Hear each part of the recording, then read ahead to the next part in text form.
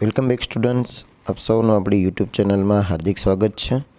વિદ્યાર્થી મિત્રો, ટીએસટી એક્ઝામ 2026ની તૈયારીના ભાગરૂપે ધોરણ 9 વિષય વિજ્ઞાનમાં આપણે પ્રથમ ચેપ્ટરનો મોસ્ટ એમપી એમસીક્યુ આપણે જોવાના છીએ આ વિડીયોમાં. તો પ્લીઝ વિડીયોના અંત સુધી જોજો.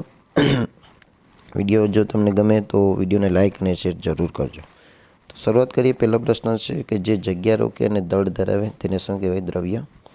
દળનો એસઆઈ એકમ શું છે? કિલોગ્રામ.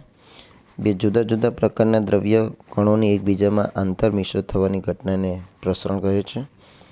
તાપમાન વધતા દ્રવ્ય કણોની ગતિ ઉર્જામાં વધારો થાય.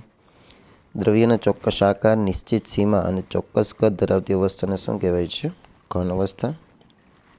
પદાર્થના પ્રતિ એકમ કદમાં રહેલા દળને શું કહે છે? તો કે એની ઘનતા કહેવાય છે.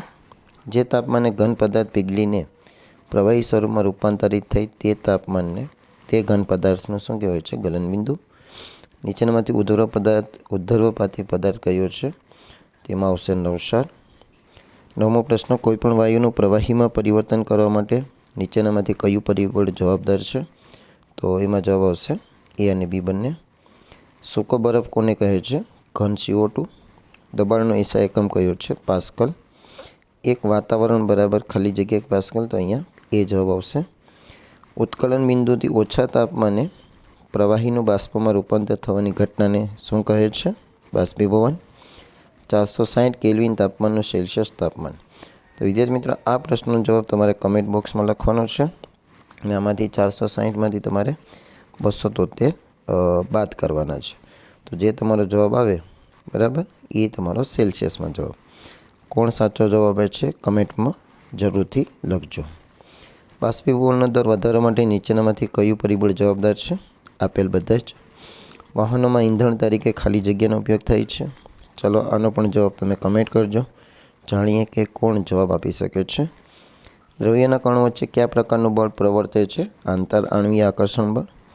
પદાર્થનો એવો ગુણધર્મ કે જેના દ્વારા પદાર્થ પોતાનો આકાર અને કદ જાળવી રાખે છે. પદાર્થના આવા ગુણધર્મને ખાલી જગ્યા કહેવાય. સખ્તાઈ. સંકોચનીય પદાર્થ કયો છે? તો કે હવા, કે જેનું સંકોચન થઈ શકે. ગરમીના દિવસોમાં કેવા કપડાં પહેરવાથી સરળતા રહે છે? સૂત્ર. કોઈપણ વાયુનું પ્રવાહીમાં રૂપાંતરણને શું કહેવાય છે? તો જો વાયુનું પ્રવાહીમાં રૂપાંતરણ થાય તેને કહેશું આપણે સંઘનન. એના પછી એક વાતાવરણ દબાણ પાણીનું ઉત્કલન બિંદુ કેટલું થશે? 100°C. બળનો એસઆઈ એકમ ન્યૂટન. 298 કેલ્વિન તાપમાને પાણીની ભૌતિક અવસ્થા કઈ હશે? તેમાં જવાબ આવશે પ્રવાહી. ઘનતા શોધવા માટેનું સાચું સૂત્ર કયું છે? તો કે દળના છેદમાં કદ, એકમ કદ દીઠ, એ જવાબ આવશે.